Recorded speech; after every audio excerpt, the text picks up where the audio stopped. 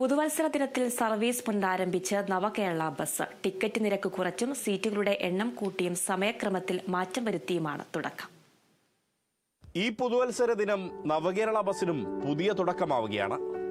ബാംഗ്ലൂരുവിലേക്കുള്ള service പുനരാരംഭിച്ചതിലൂടെ നിരവധി പേർക്കാണ് പ്രതീക്ഷ പകരുന്നത്.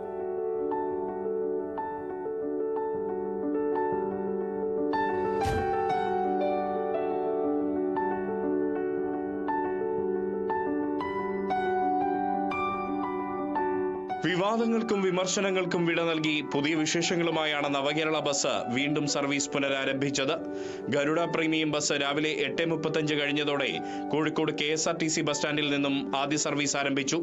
ആദ്യ യാത്രയ്ക്കായി എല്ലാ സീറ്റുകളും നേരത്തെ ബുക്ക് ചെയ്യപ്പെട്ടിരുന്നു.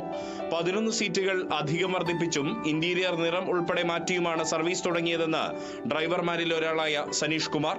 സീറ്റ് കുറവായിരുന്നു, ഇപ്പോൾ സീറ്റ് അധികമുണ്ട്. പിന്നെ സൈഡിലേക്ക് എല്ലാം മാറ്റി വെച്ചിട്ടുണ്ട്. കുഴപ്പമില്ല, നല്ല രീതിയിൽ സർവീസ് ഉണ്ട്. ഫുള്ളാളാവും. ഇപ്പോഴേ വണ്ടി ഫുള്ളാണ്. അന്ന് ഫ്രണ്ടിലും ഡോറ് പുറകിലും ഡോറായിരുന്നു. ഇപ്പോൾ ഒറ്റ ഡോറിലേക്ക് വന്നു. സീറ്റ് 25-ന് 37 പോയി. യാത്ര രാവിലെ ആദ്യം പുലർച്ചെ 4 മണിക്കായിരുന്നു എടുക്കുക. അവിടുന്ന് തിരിച്ച് 3:45. ഇതിപ്പോൾ ഇവിടുന്ന് 8:25, തിരിച്ചവിടുന്ന് ഇങ്ങോട്ട് 10:30. രാവിലെ 8:35 ദിവസവും കോഴിക്കോട് നിന്ന് പുറപ്പെടുന്ന ബസ് രാത്രി 10:30 ബംഗളൂരുവിൽ നിന്നും തിരികെ മടങ്ങും. ബന്ദിപ്പൂർ വഴി ഈ ബസ്സിന് രാത്രി യാത്രയ്ക്ക് അനുമതിയുള്ളതിനാൽ വനത്തിനകത്ത് മൃഗങ്ങളെ കണ്ടുകൊണ്ട് മനോഹരമായ സഞ്ചാരവും നടക്കും. ബന്ദിപ്പൂർ വഴിയാണ് നമ്മൾ യാത്ര തിരിച്ചു വരുന്നത്. 22:30 KSRTC 22:30, 10:30 അവിടുന്ന് പുറപ്പെടും. പിന്നെ യാത്രക്കാർക്ക് ഏറ്റവും സൗകര്യപ്രദമായുള്ളൊരു യാത്രയാണ് ഇത്. എത്രയും ബത്തേരി എത്താനും എല്ലാം സൗകര്യമാണ്. രാത്രി 10 മണിക്ക് ശേഷം വരുന്നത്. ചാർജ് 901 രൂപയാണ് നമുക്ക് വരുന്നത്. 945 മിഷനിൽ വരുന്നത്. ഇന്നെല്ലാം ഫുള്ളാണ്, സീറ്റ് ഫുള്ളാണ്. നവകേരള ബസ് സർവീസ് പുനരാരംഭിച്ചതിൽ യാത്രക്കാരും ഹാപ്പിയാണ്. ഇപ്രാവശ്യം നല്ല ചേഞ്ചസ് നവകേരള ബസ്സിൽ കൊണ്ടുവന്നിട്ടുണ്ട്. കാരണം 2 ഡോറുണ്ടായിരുന്നു. ഒന്ന് ഹൈഡ്രോളിക്കും ഒന്ന് നോർമൽ ഡോറും പുറകിലുണ്ടായിരുന്നു. ആ 2 ഒഴിവാക്കിയിട്ട് ഫ്രണ്ട് ഓവർ ഹാങ്ങിലാണ് ഡോർ വന്നിട്ടുള്ളത്. സെമി സ്ലീപ്പർ വണ്ടികൾക്കൊക്കെ എപ്പോഴും ഫ്രണ്ട് ഓവർ ഹാങ് ഡോറാണ് എപ്പോഴും കംഫർട്ട്. കാരണം സെൻട്രൽ ഡോർ വരുമ്പം യാത്രക്കാർക്ക് വളരെയധികം ബുദ്ധിമുട്ടായിരിക്കും. അതുപോലെ സീറ്റിംഗ് കംഫർട്ട് കുറയും, സീറ്റിങ്ങിൻ്റെ എണ്ണം കുറയും.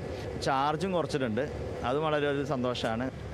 യാത്ര ഞാൻ ബുക്ക് ചെയ്തപ്പോൾ പോയതാണ്. പക്ഷേ ഇപ്പോൾ ഈ ബസ്സായതുകൊണ്ട് ഹാപ്പി ആയിരിക്കും. ഹൈദരാബാദ് പഠിക്കും, അപ്പോൾ മൈസൂർ പോകാൻ നിൽക്കുകയാണ്. നേരത്തെ കോഴിക്കോട് ബാംഗ്ലൂരു യാത്രയ്ക്ക് 1250 രൂപയായിരുന്നു ടിക്കറ്റ് നിരക്ക്. അത് 901 രൂപയായി കുറച്ചിട്ടുണ്ട്.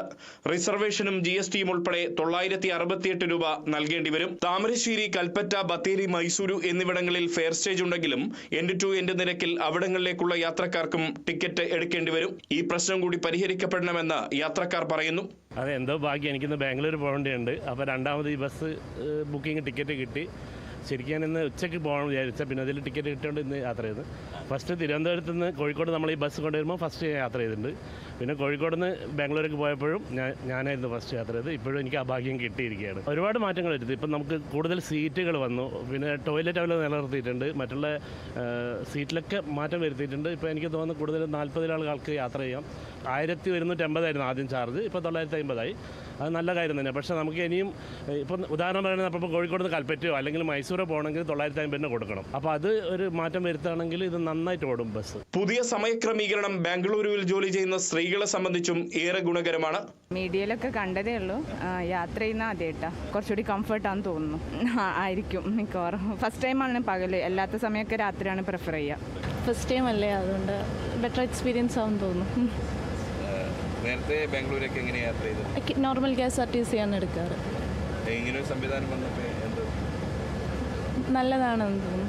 കുറച്ചും കൂടി ബെറ്റർ. എന്താ പറയുക, നമുക്ക് ഏറ്റവും കൂടുതൽ ഫേസ് ചെയ്യുന്നൊരു പ്രശ്നം ബസ്സില്ലാത്തൊരു പ്രശ്നം ഈ ഒരു സോ ഒരു ബെറ്റർ ഇതായിട്ട് തോന്നുന്നു. വിവാദങ്ങളെല്ലാം ഒഴിവാക്കി പുതുവർഷത്തിൽ കൂടുതൽ ജനകീയമായി നവകേരള ബസ് സർവീസ് നടത്താൻ കഴിയുമെന്നാണ് KSRTC അധികൃതരും ഗതാഗത വകുപ്പും പ്രതീക്ഷിക്കുന്നത്.